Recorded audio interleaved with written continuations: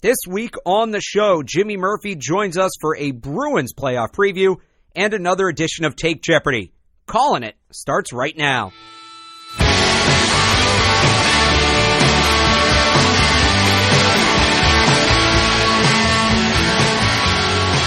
Hello, hello.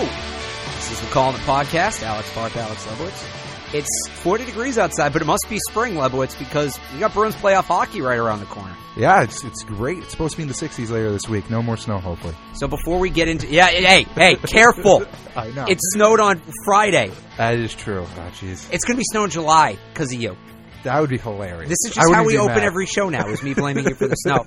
I will encourage everybody, before we get into this interview, if you want to have some fun, go back to our shows from end of September, beginning of October, when we talked about the Bruins being a joke this year.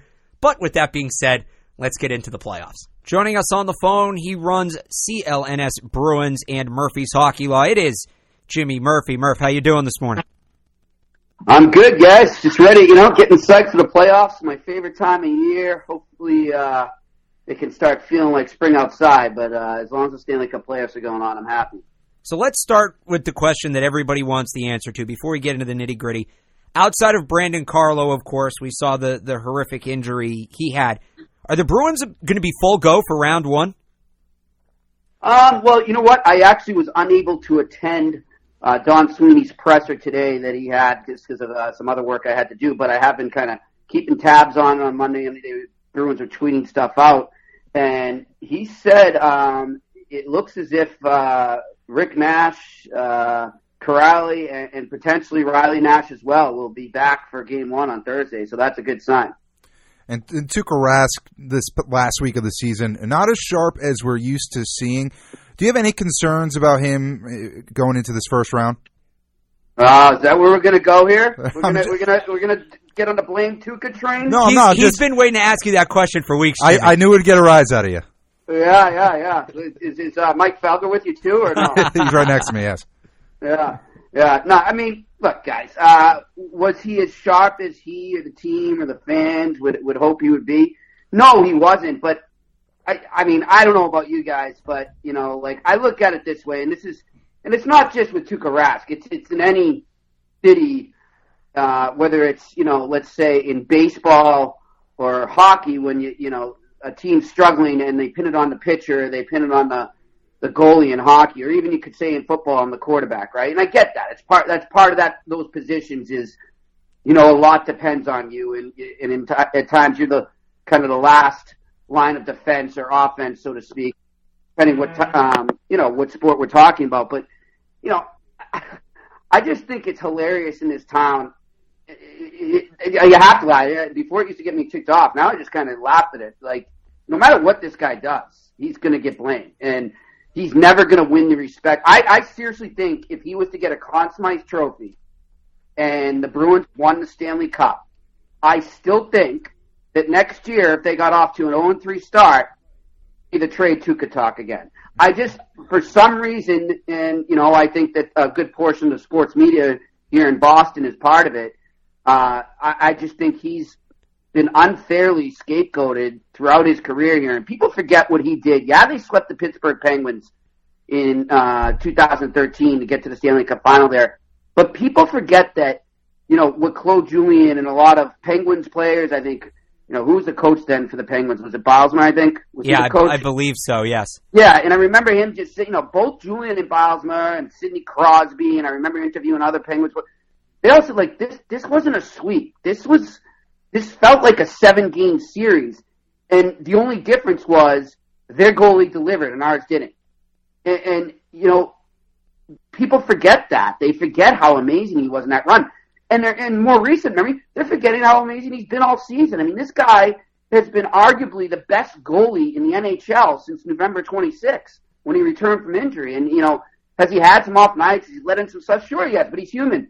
But I look at the team in front of him, and if you want to worry about something going into the Stanley Cup playoffs right now, you better worry about the Bruins defense, because it's an absolute mess right now. Absolute mess. And you're playing a team that's going to make you pay for turnovers.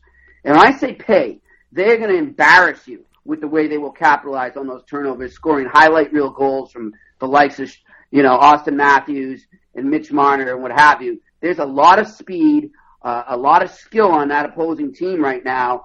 And I don't know if the Bruins were playing to play them or not. I don't think teams do that, but I saw a lot of media and a lot of fans getting a little too cocky, saying, oh, we'll beat any team and no problem with Toronto.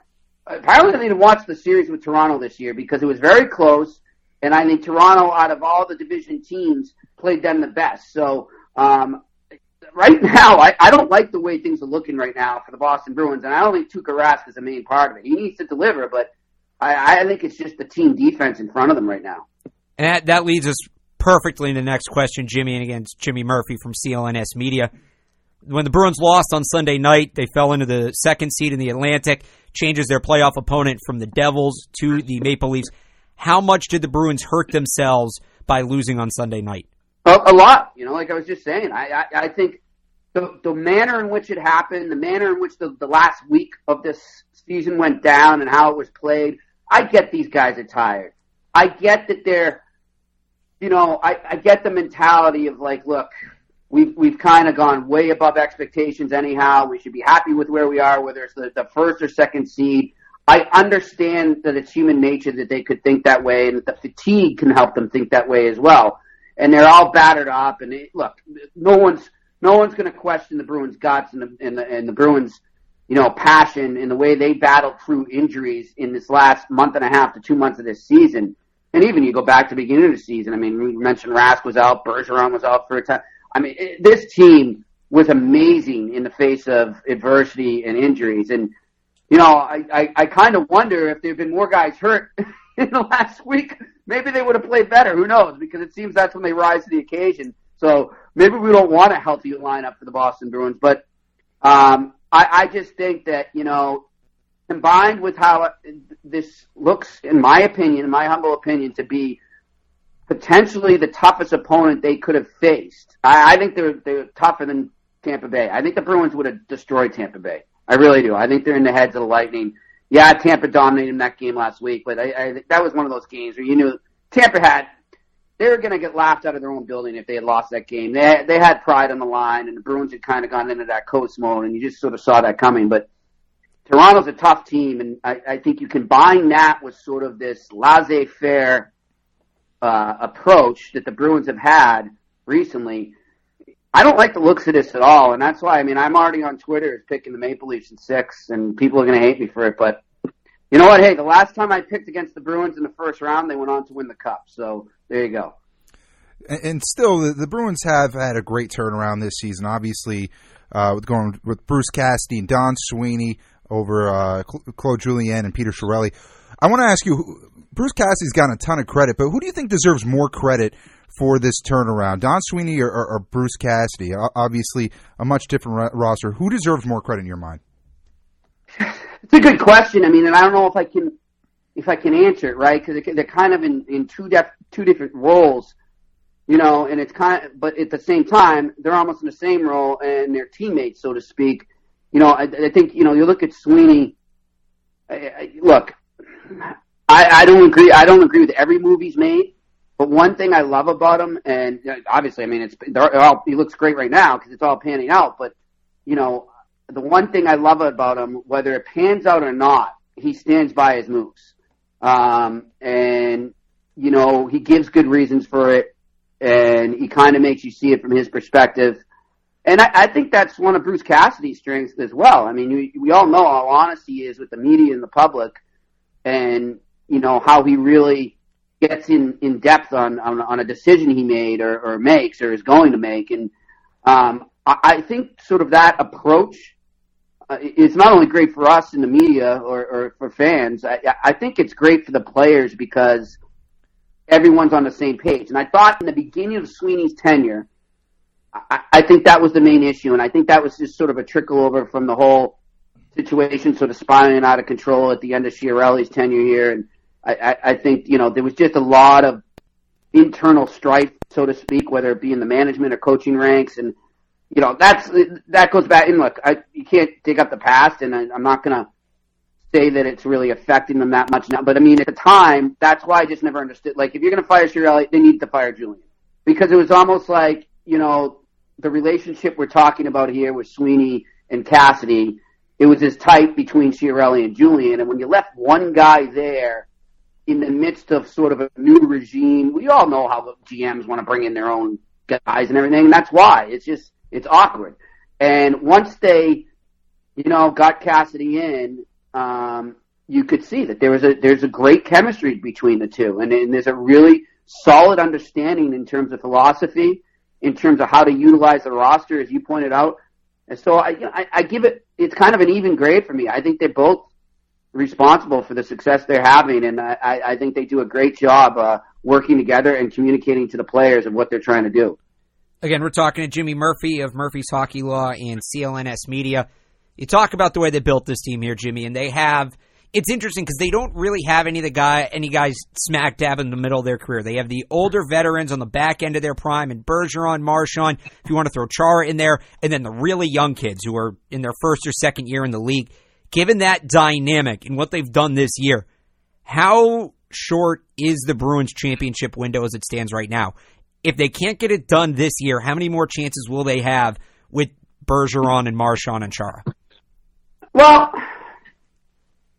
I think a lot of that isn't necessarily, and people forget, I know he's been around for a long time, but you got to remember, Patrice Bergeron's only 32.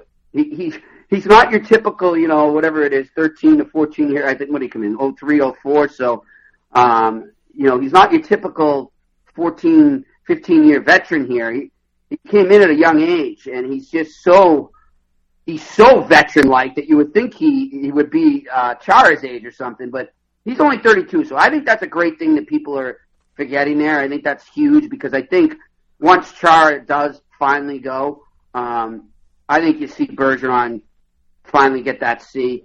Clearly the Bruins have two captains, but one of them has a C and one of them has an A. But, in terms of how they're respected within the dressing room, they're both viewed as captains here. So I think that's a good thing in terms of a nucleus going forward. I get what you're saying. Is the window shut? Because some of these other guys are maybe aging a bit. Even Marchand. Marchand's, what's Marchand? I don't even know off the top of my head. 29 or 30. Yeah, it's like 29, I think. Okay, so he's a part of that veteran core, right? So, he's 29. So you got a guy that's 32, you got a guy that's 29. Who are we forgetting here? Krejci. In terms Krejci. of other Krejci. So Krejci's more leaning, I think, towards the upper age. He's only 31. So really, age-wise, I'm not too worried about that core in the window shutting. Where I do think the window shuts, guys, and this is something that I thought the Chara signing really, I think it showed what I'm about to tell you here, and it showed that there's going to be a big moment coming up in terms of Don Sweeney. We talk about the job he's done and how successful he's been and how he's constructed this roster and sort of this philosophy and approach. But you look at it I'm going to pull it up here. I don't have it off the top of my head, but I think the last time I counted it, there's like 5 guys, I believe, really key young players coming up at the end of their entry-level contracts, not this summer coming up, but in 2019. I believe there's something like 5 guys, and one of them, of course, is Mr. Charlie McAvoy, who, if he wants, he's going to dictate whatever he wants when it comes to his second contract. And unfortunately for GMs and teams, but hey, the Bruins got nobody to blame but themselves because Jeremy Jacobs constructed this salary cap. In the cap era, that's what happens. And so a lot of these kids are going to hit pay dirt in their second contracts, and Sweeney is going to be in a pickle. And that's why I thought it was so interesting. We had heard going into the Chara talks throughout the year, we knew Chara wanted to come back. We knew the Bruins wanted him back. But we kept hearing 2, maybe 3 years, right? Like 3.5 to 4.5 million. When he goes and he takes a 1-year deal at 5, right, with incentives, what that told me is that Chara's being a true captain there, and Chara really, people are going to say, oh, you're saying he's taking one for a team, he's getting $5 million, you shouldn't feel, no, I don't feel sorry for him financially, but what I think he did is, I think he really helped out the team there, saying, look, I know you're going to be facing a cap crunch in 2019, and that's why, let's just do a year right now. And let's see how it goes. And that way you're not tied into me. What if all of a sudden, Father Time does catch up to me? What if I have an injury and then you're stuck with this contract? There's so many things could happen, and that summer is really going to determine, in a long way, sorry it took so long to get to it, but that's going to circle back to what you were asking, when does that window shut? That window could shut real soon if Don Sweeney isn't able to lock in those guys that are coming up for their second-year contracts, or if he isn't able to parlay them into a trade and bring back more young talent. And that's something we could see this summer, too, guys. I'm telling you right now, it wasn't going to happen at the trade deadline, but they have definitely listened to offers on Torrey Krug. And that's a guy who I think, because of a guy like Matt Grzelcyk, is going to be expendable, and they might have to get rid of his cap hit in order to sign those young players we're talking about. So it sounds like this could maybe be it for the Bruins. This is the shot for Char and McAvoy, I guess. Well, no, the way to bundle it to put a title together, to win a title together. No. This is next year. Right, because you said summer of 2019. So yeah, this, so you got this playoff right now, and you got next year's playoff. Unless, as I said, he's able to trade a guy like Krug, who after this year has got 2 years left at 5.2. So let's say he's able to move that and free up that money, and then maybe he moves another D-man, and then McQuaid's coming off the books there in 2019, and then Chara, as we mentioned, will be off the books. But you're also going to have McAvoy's going to be an RFA, Brandon Carl's going to be an RFA, Danton Heinen's an RFA, and Ryan Donato is an RFA. And if you want to keep some of your depth players, you look at a guy like Noel Acari, who's going to be a UFA that year. So there's going to have to be some movement. So you're right. I mean, this is, they've got two shots at it, but I don't think it's necessarily age that shuts the window. I think it's the salary cap, as we've seen with so many teams. And look at the Chicago Blackhawks now. Well, a lot at stake for the Bruins this upcoming week, first series of the playoffs. And Jimmy, you said earlier, right? Leafs in 6. That's your pick? That's my pick, guys. I'm sorry, Bruins fans, but not a good vibe around this team right now. There's something just went away. I don't know like I said, I understand the fatigue. I understand that maybe they can re-energize here. But the one thing to keep in mind that nobody's talking about, I haven't seen it anywhere, and my old friend Russ Conway, the legendary Hall of Fame writer, I was on the phone with him this morning, and I had said this, but I never knew the story. So one of the reasons I like the Leafs here and why I didn't want the Bruins to have to play them is because Austin Matthews has only been back for about, 2 weeks, and he had basically a month off. And yeah, he was nursing an injury, but he's also resting. And, I brought this, I was talking with Russ today, and I said Matthews is he's fresh, and he's probably at that point where, when you come back from an injury, it takes you a week or two, maybe 3, to get back to where you need to be and get next. He's right at that point where he's getting into his groove. And he goes, yeah, kind of reminds me of Wayne Gretzky in 1988. Apparently, I didn't realize this, Wayne Gretzky took a month off before the playoffs because he had some injuries he was nursing. He said, look, these guys can handle it. I'm going to shut it down. So he actually shut himself down for a month so he'd be ready for the playoffs. And then, of course, he ripped it up and ended up beating the Bruins that year in the Stanley Cup Finals. So that's the thing. That's the X factor for me right now is a rested, highly skilled Austin Matthews, and that's why I'm picking the Leafs in 6. Well, Bruins fans, if you want to get at Jimmy Murphy for that pick, you can on Twitter at Murphy's Law 74. Of course, you can catch his Bruins content throughout the playoffs at Bruins CLNS on Twitter. Jimmy, thanks for joining us on the show today. Anytime, guys. Have a good one.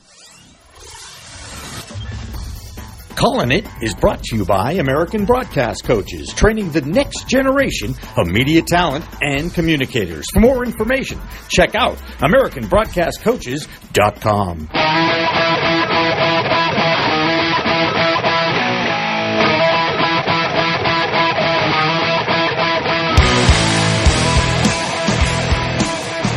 Welcome back to Callin' It, powered by CLNS. You can follow us on Twitter at Callin' It Podcast. Alex Barth, Alex Lebowitz, and Jimmy Young now joins us in the studio. Jimmy, you were the first guest on this show. You remember that? Way back when? Oh, God, yes. I do remember that. I'm old, but I'm not that old. I do remember that. Yeah, we're talking soccer. No. I'm talking way back, like the first episode. Oh, are you talking before I came? I think the one we did it in my house's basement. We did. Yes, we did. But Jimmy's back with us, so we can play a little game called Take Jeopardy. This is the second week in a row we're bringing back a segment. The segments are actually becoming segments. Wait, what did we do last week? Didn't we do Who's old here? what was it on Twitter? Oh, Twitter. yeah. Twitter hot takes. Yeah, hot takes. Classics. So this is Take Jeopardy. How it works, because we have so much stuff we want to get to today, and we don't have time to do all of it long form. So we have created a Jeopardy board with 5 categories. They are Red Sox, Celtics, Patriots, the Masters, and other. Each category is 4 topics. We will assign 100 through 400 points. We will pick a topic. Each of us will give a take on the topic, and Jimmy will judge not necessarily which take you agree with more, but who formed the better take. And I would hope as a veteran of, I won't give how many years because I know it upsets you, in sports media, you can do a good job of that. Yeah. I'm old, but I've got 40 years in. So let's get to it, shall we? All right. So, by the way, here are the categories. Oh, sorry. We already did that. We did that. I should have let you do the announcer voice. I missed it. 15 seconds a take. 15 to seconds? Keep it quick. Yep, 15 seconds a take. Okay. I'll have a timer. I won last time, so I'll let you pick the first category. Okay. And this is all off the top of the head, by the way. All off the top of the head. We'll go Patriots 100. Patriots for 100. And the subject is the Cooks trade. The Cooks trade. I loved it. They traded a 32nd pick to get him. They got a 23rd in return. Clearly wasn't working out, but overall, great deal. They can bulk up in the first couple rounds. They got plenty of picks to use, and I think with a team that has a lot of holes to fill, that's a priority. All right, that right was now. like 17 seconds, so I'm going to cut you off there. I look, should be the timer. Cooks, you want to be the timer? Here's my phone. Gives me one other. I can multitask. Okay, here's my phone. Tell me when to go. 3, 2, 1. Look, I think Cooks is a good player. I think if he'd had more time here, he really would have succeeded. People jumped on him way too early. His contract was up, though. They weren't going to bring him back. I like the trade. I like the return, but there's guys who should be traded first, such as Dwayne Allen, Mike Gillisley, those kind of guys. 17 seconds. Notice I gave you both 17 seconds, okay. Just to be fair. And the first 100 points, I had dollars. I'm glad this is not dollars, Alex Leibowitz, because he gave more facts. He backed up his facts. He knew the draft picks. He was, okay, never mind. Do I have to... Okay. No, that was good. Okay, all right, you're bored, Leibowitz. Okay. It's like honors. You have the T. Let's go Red Sox 200. Ooh. Red Sox for 200. And the subject is pitching. Starting rotation's been great. If your worst starter is Eduardo Rodriguez, I don't mind. I think with a guy in Stephen Wright who's coming back, they'll have the depth that they need. The reality is they underperformed last year. Price underperformed and Porcello underperformed. I think we're going to see a bounce back year from both those guys. All right, you talked about the starting rotation. I will talk about the bullpen. As good as the starters have been, they have one loss. They've had to win off of walk-offs twice. There's still no established eighth-inning guy. Alex Cora doesn't seem totally sure about what he's doing. They should have re-signed Addison Reed. They need a defined eighth-inning arm. You know, it's funny. Both you guys are doing a great job with opinions. I'm looking for facts. It's takes. I understand it's a take, but the take is better when you back it up with facts. And I'm going to give this one to Alex Barth. All right. You want me? I got the scoreboard here. You got the scoreboard? Yeah. All right, I'll give that to you. All right. Give me, let's stay Red Sox. Let's go Red Sox 400. I want to grab a lead here. Red Sox for 400. And does this mean that Alex B has the floor? He has the floor. He goes okay. And it's Cora. So I just sort of talked about it with Alex Cora. It's still a feeling out process. Yes, they are 8-1, but Jackie Bradley Jr. Jackie Bradley Jr. not going out in center field on Sunday when they needed the defensive stops. The ways he's managed Craig Kimbrell, oddly balancing the off days for JD Martinez. He still needs to learn what he's doing. It's tough. 15 seconds is tough, guys. I'm just saying. No, it's not supposed to be easy. No one said it was going to be easy. Okay, and ready, go. I think you have to be happy with what he's done so far. You can nitpick and look at certain decisions he's made and say, I think he should have done this when he did that. I don't think that matters at this stage. I think he has a good locker room environment going, and he's much better working with players than John Farrell was. That's the priority right now, and he's doing an excellent job of that, in my opinion. Okay, I forgot to say he's better than Farrell. So too bad. Should just go to you. No, I will concede that. I should have brought up John Farrell. That was a good one. It's an improvement, and the manager's all about the chemistry in the clubhouse, keeping everybody happy because they're all spoiled professional athletes. Absolutely. I'll go, especially when you consider Farrell and Bogart's relationship after which came out. Other for 300. Other for 300. Now this is going to be interesting. WrestleMania. Ready, go. Do not care at all. It's scripted. There's no storylines I want to get into. I was surprised Gronk didn't show up. That's my take. I thought Gronk would be there and be a leverage move for the offseason. He wasn't. Kind of a dumb move on his, in my opinion, because he has an option there, and he could use it to his advantage. You stole my take. I was going to talk about Gronk not showing up. I tried to recap as best I could on Twitter. Apparently a 7-year-old won a championship or something. 10. Look, 10. Okay, sorry, 10-year-old. Wrestling was cool when I was in middle school. I'm so over it. It's weird now. Everybody else needs to just get over it. It's old. Wow, neither one of you gave any credence to it. It was great entertainment, and Ronda Rousey was the star. Wasn't she? Ronda Rousey? She did do a good job. She did do a good job. I'm sorry. I was watching the Masters and the Bruins. It's a tie? It's a tie. You both stunk. Okay. Sorry. All right, so that's it. We'll call that a scratch. Okay. All right. Goes back to me. Goes back to you. Let's go Masters. No, that's fair. Let's go Masters 100. We'll go to the top of the board. Masters for 100, and the subject is, was it a disappointing Masters? No, it was pretty tough down the stretch. I think you had 3 or 4 guys who were in the mix, and that's really all you can ask for. It was interesting enough to keep me captivated. The only disappointment was that Tiger was not really in the mix. But besides that, it was great golf, great competition. I don't think you can be too disappointed. So I thought we came up with the categories. Jimmy did the dollars. I thought this was going to be the 400. It was disappointing because of all the buildup. This was Tiger's Masters. This was Tiger's return. He was a non-factor. Phil was a non-factor. Jordan Spieth got into it late, but who the hell cares about Patrick Reed? No, it was boring. All right. And Alex Barth wins that one hands down. Sorry. That was a simple one because Tiger, what can I tell you? Tiger, that's the whole point. I'm sorry. I thought Tiger would have made a better showing. The fact that he made the cut, I can live with. But it was entertaining, but it was disappointing. People were expecting too much. Right. Your call. He answered the question. Show me the board real quick. Let me see what Here we is got the board. We have plenty. We haven't gone to Celtics yet. Give me Celtics for 200. Celtics for 200.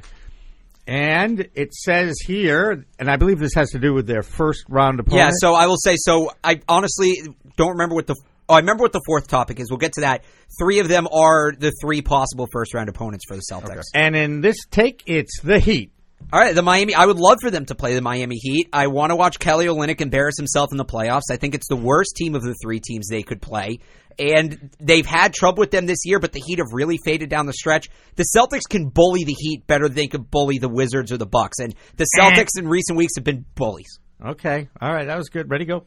Yeah, I mean, I can't disagree with that take, honestly. It's a team with really no star power at all. There's no one who's going to outmuscle you Dwayne Wade on that team. Okay.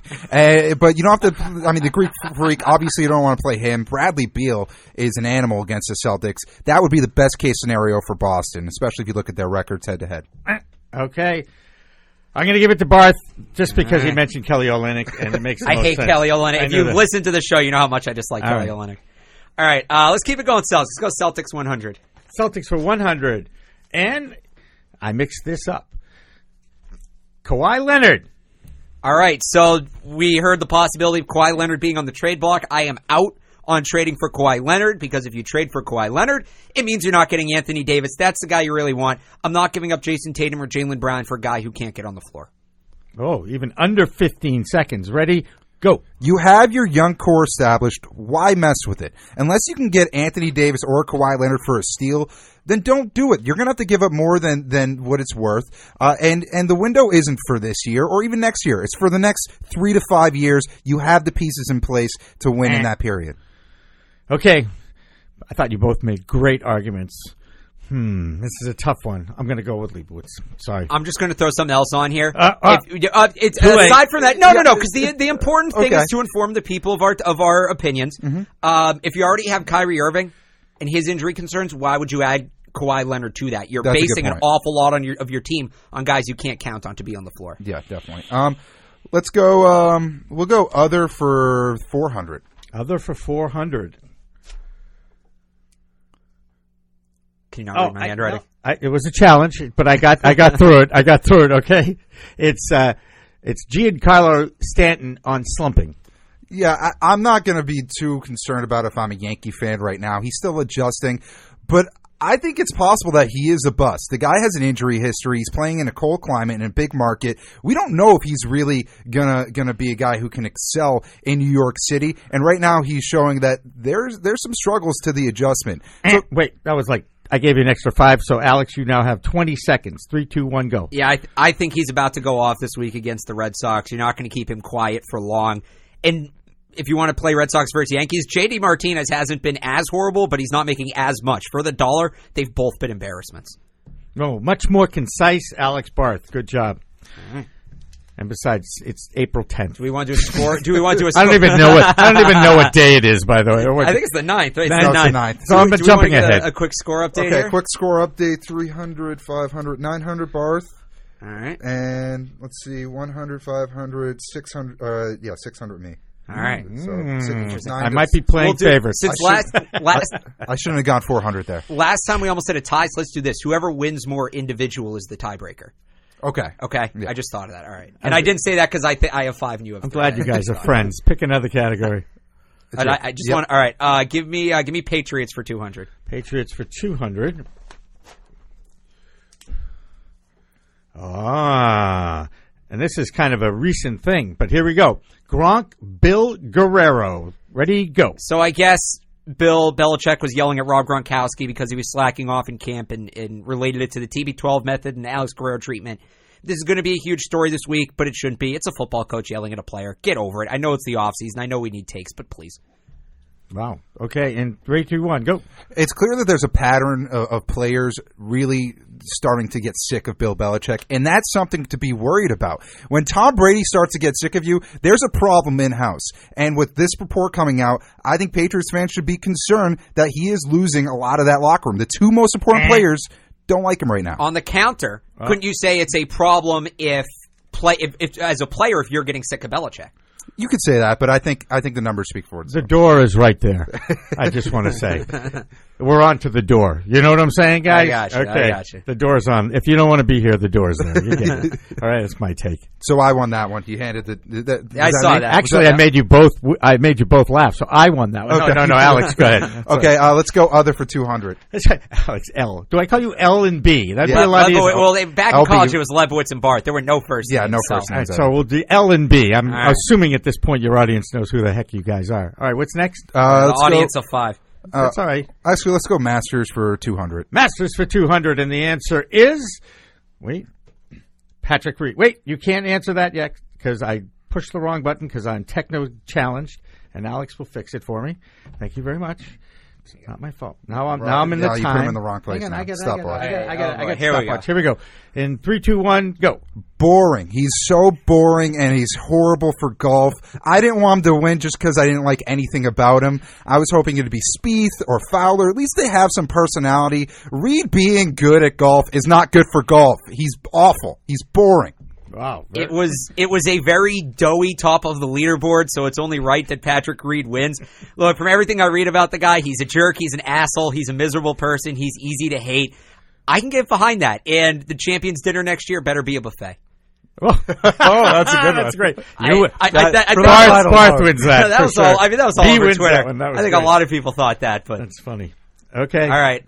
Let's go back to the Red Sox. Let's go Red Sox 100. Red Sox 100. Okay. It's a layup. It's Xander Bogaerts. Oh, boy. I really hope that injury is not serious. By the time you're listening to this, we may already know what's going on, but a bad throw by JD Martinez, a bad cut by Rafael Devers. This guy's been the best bat in their lineup. We'll see if he can do it for a full season. He rarely has, but you got to take better care of your superstar. All right. That was under 15. Ready, go. Yeah, this is a guy who got hit in the wrist last year and it affected him the rest of the entire season. To see him go down this early on is worrisome. I think that he's one of the biggest pieces to this team this year. His success is as important as anyone else's success. So him being out is definitely cause for concern. I give that one to Leibowitz. Good job. A little back and forth. Go back and forth. That's right. Let's go other. Teeter-totter. Let's go other for 200. Other for 200, and the answer is GGG versus Canelo canceled. I have no idea. Okay, so a little background. This is boxing. Oh, wait. Gennady Golovkin fought Canelo Alvarez last year. It was a great fight. Controversial ending on the card. Triple G won to stay undefeated. They were supposed to have a rematch at the beginning of May. Canelo tested positive for PEDs. The fight is now off. This was supposed to be a fight that people said would kind of bring boxing back into the... This wasn't my take. This was just background. That was just background. So it was supposed to be a fight that would bring boxing back into prominence, and now it's off, and a lot of people in the boxing world are concerned. Now you really are ready to go. Okay, now, 3. There's the background. 2, 1. There's a real substance abuse problem with any fighting. The UFC has dealt with it with John Bones Jones. Boxing has dealt with it a ton. Why can't we just see fighters fight clean? It's really becoming an epidemic in combat sports, and I think it's going to drive some people away when the main card keeps testing positive. Floyd's got to come back. He's been talking about making a comeback. He needs to fight Triple G. He's the only person that wants to fight him. He's the only person that'll be a good fight. You're either going to get these roided up fighters or guys who just aren't good. We need Triple G and Mayweather. That's the fight that's going to save boxing. All right, I'm giving it to Alex B on that one. Oops, sorry, I meant to give it to you. Well, whatever. Alex B on the take. Well, wait, Jimmy, real quick here. Because, back when you were covering sports, not to make you feel old, boxing was in its heyday. Can boxing get back? I hope so, because I do miss it. I really do. I actually have watched a bout here and there, and do find it still a compelling sport. And I hope it can come back. I wish I could throw it out, some kind of a take that would make you feel comfortable about it. I don't want to see Grandpa Floyd anywhere near the ring anymore. I want to see him get his ass beat. He needs it. Well, he doesn't need the money. Let's just go right there. And he's not going to take a fight unless he knows he's going to win it. That's so right. You're not going to see him. All right. That's right. Let's go other for 100. We'll finish off the other category. Good take, Alex. Good take. What's now, Mr. Barth, 100? Yeah, 100. Finish off other. Oh, this is great. Conor McGregor. Okay, that was awesome what Conor McGregor did. That was what the UFC needed. And I'll go back to Floyd Mayweather. He talked about maybe going into the UFC. Floyd Mayweather, Conor McGregor, UFC fight in a prison. The winner gets to leave. The loser has to serve Conor McGregor's sentence. Okay, that was actually a pretty good take, but of course I was not. Okay, ready? 3, 2, 1, go. He always has to be the center of attention, which I get. He's the most marketable guy for a reason. It's beyond his talent. It's how much he hypes himself. But this was over the top. Someone could have really gotten hurt, and I don't think we should be embracing a guy who's trying to shatter windows and buses and hurt people who aren't even involved in the controversy. But WrestleMania got how many views last night? But it's scripted. Everyone knows. And how do you get hurt if you're in the bus and the glass shattered? Someone got glass in their cornea. Okay, fair enough. And their career can be ended because of it. Sounds like it's the bus's fault. Not anyway. Roid rage. Go ahead. Who won? Oh, I have to actually decide which one of you guys made that point. That's why you're in here. I know. Leibowitz. All right. I don't have the. Oh, did I blow it up? Here it is. All right. Sorry. All right. We got to pick a 400 eventually, right? Who won? Yeah. Let's go Patriots for 400. I'm just listening to you guys. Oh, yeah. I'm glad somebody enjoys the show. All right, Patriots for 400? Yeah. And non-quarterback draft. So, I mean, they need to get a quarterback. That's obvious. But the positions they should target, linebacker and cornerback, that's it. And maybe even tight end. If they go for another wide receiver or if they go for an offensive lineman, they could do that too. But I feel like they're going to get too quick with it. And I'm starting to think more and more based on stuff that I read and hear that they're going to draft a wide receiver high. And they shouldn't do that. Belichick can't evaluate the position. We've seen the Aaron Dobsons. We've seen the Chad Jacksons. Linebacker, left tackle, corner, quarterback in whatever order. Those should be the first 4 picks. Mr. Barth wins that round. All right. Pick another one. Let's go Celtics 400. Celtics for 400. The Wizards. All right, this would probably be the most fun playoff series. I think I know these two teams don't like each other. We know that. I think this is the highest chance of any of them to go 7. That being said, John Wall against the Celtics when they don't have Kyrie Irving is very concerning for me as a Celtics fan. That was good. And next. I'm as concerned about Bradley Beal as I am John Wall. Bradley Beal tears up the Celtics every time he goes up against them. And I think given the point guard matchup on top of that, it would be difficult. I think the Celtics would probably lose a series against them with the roster as is. Good job, Mr. Leibowitz. Well done. And I didn't even think of Bradley. That's a good point. See that? And you even gave it in. You threw in the towel before that. No, I did. I sometimes you just know. Sometimes you gotta tip your cap. All right. Masters 400. Masters for 400. Tiger the Woods. People got too excited from the start. I want to see him compete for a major before I really start to buy in. He's had a good run, but he's not what he used to be. The guy's worn out, and I don't think he's ever going to get to that point. It's the fans' fault for getting too hyped about this Masters. We all love to see him. Okay, and go. I mean, I think Eldrick had a good day 4, but at the end of the day, he's got to be able to put together 4 full rounds. Generally, it's been the other way around where the first 3 will be fine. He falters on day 4. This was the opposite. Hopefully he competes in the other 3 majors. I still want to see him win one. My question is who wins the next one, him or Ricky Fowler? Alex Barth wins that one. I will see Ricky win a major, by the way. I'm convinced that will. He's certainly the best player not to win one. He was the first ever player to come in top 5, to finish top 5 in all 4 majors in the same year and not win one of them. The take is over, but that was a good one. It's just you wanted more facts. That's no, but fact. It wasn't on Ricky Fowler. It was on Tiger Woods. Go ahead. Hang on. Before we go on, we got 4 300s left. So, Lebowitz, if you want to add it up real quick. Because this could be a tight race. Right. I think it is. If you have any just takes, give a soccer take while Lebowitz is counting that Christian Pulisic scored an amazing goal this past weekend that he admitted it was supposed to be a cross, but it literally found its way to the back of the net, far corner, over the goalkeeper's head. And I tell you, every time that kid does something, I wish he would be playing in the World Cup. Yeah, if only he was in the World Cup and people I'm cared. glad he's not because he's 20 and he'll be better in 4 years. So it's 2,100 to 1,400. You're winning, but it's 8 to 7 if you're just going by individual. Okay, interesting. So you need a little bit of a run here, but it's still possible. Yeah. Okay. How much do you need? I need 600. All right, so you all got right. 4. No, I need 700 tied up. 700 and there's 1,200 left on the board. All right, here we go. All right. Give me Masters for 300. Masters for 300. Jordan Spieth. Wait, do not go yet. Hang on. I actually know how to do this. I know how to. What's because your darn phone goes to sleep. Do you know how to keep it awake all the time? Give it sugar and caffeine. All right. Good answer. Good take. Give him an extra 10. No, I'm only kidding. Jordan Spieth he had a great day 4, but he was non-existent for 3. I still think he's haunted by that collapse a couple of years ago. Charging back, that should help his confidence in going forward, but he's never been the same golfer to me. And he's won a major since, but he's never been the same golfer. He's never played with the same raw confidence since. Okay, Jordan Spieth, go. The first 3 rounds weren't great, but I don't know how you can say he's still choking when on the 4th round he came back and and got back into it and made the Masters competitive that final day. I think that's the main storyline for Sunday. I don't think he choked. He hasn't played with the same confidence. That's fine, but all right. So you're wrong, and I explain real quick. Did you know that Jordan Spieth has either been in the lead or had the best score of the day?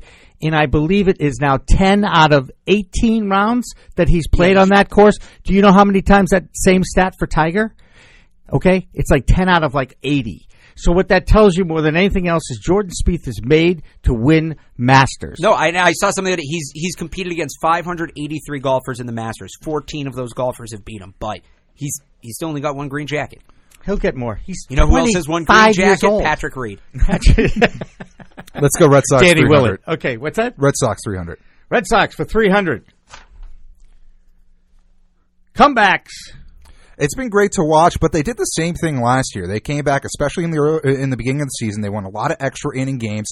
And let's not forget, they played the Rays and the Marlins. I don't want to get too hyped on them coming back and beating up on good pitching, bad pitching. Let's wait and see what they do against the Yankees this weekend. Yeah, I'm with you right there. University of Florida is the number 1 college baseball ranked team in the country right now. They could beat Miami or Tampa Bay. The bats were sent. They had 1 hit in 8 innings against Tampa in the home opener before they came back and won that. They're still too cold for too long of stretches for me to get that confident. This is a tough one. Do I get any points for knowing the top-ranked college baseball team in the country? I'm going to give it to Barth. Oh, And I think that may put him over the top. That might. All right. We only have 2 questions left. They're both 300s. Let's go Celtics 300. It's going to be Bucks. And it's the Bucks. This is the team that has the best chance to beat the Celtics because Giannis kills them. They match up with them so well. I'll leave it at that. Giannis scares the hell out of me. Wow, that's 8 seconds. You're done. Wow. Okay, go. I think there's an advantage for Brad Stevens with the roster he has at hand because most teams are used to seeing him play with Kyrie Irving on that team. He doesn't have him. He's going to get creative, and I think he's going to give the Bucks some trouble if they end up playing Milwaukee. All right, so I'm going to give it to Leibowitz. All right, so I think this is for the tie here, right? So I think it's 24 to 2. Do you want to make this 400? Because I'm down 400. We'll make this 400. Okay, Sure, we'll make this 400. All right. It's Patriots for 400 and quarterback draft thoughts. I want to see them get a quarterback within the first 2 rounds. I think given the fact that Brady's window's closing, you don't have a backup in Garoppolo, it's a must. You need to develop someone now so the Patriots aren't the Browns in 3 years. I think it's as important as anything in this upcoming draft. All right, so ever since the Patriots traded up, I've been watching a lot of tape.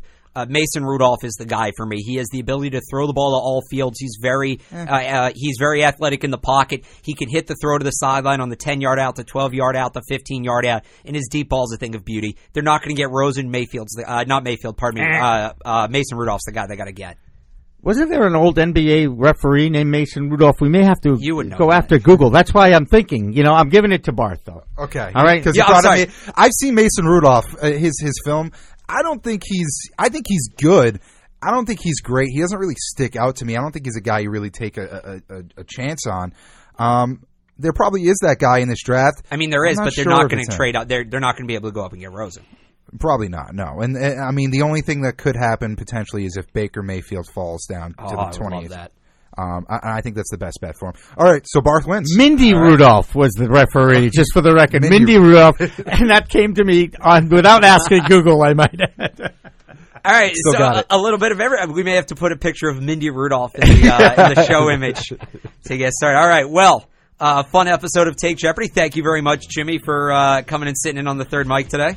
Anytime. I just happen to be in the neighborhood, as you know. All right, so next week we will have the Celtics. It won't necessarily be a preview because the series will have started, but it will still be early in the series. We will talk more Red Sox as well, and, of course, Bruins and Patriots. You didn't even mention the Bruins on here. We did. That was the first segment. Okay, we had Jimmy Murphy of CLNS on. We had a full segment. Sorry, I didn't take the whole take. Thanks to Jimmy for coming on earlier as well. You can check out more episodes of the show on clnsmedia.com. Follow CLNS on Twitter at CLNS Media. Follow our show as well at Calling It Podcast. For Alex Lebowitz, Jimmy Young, Jimmy Murphy earlier, thanks to him. I'm Alex Barth. Thanks for watching. We'll talk to you next time.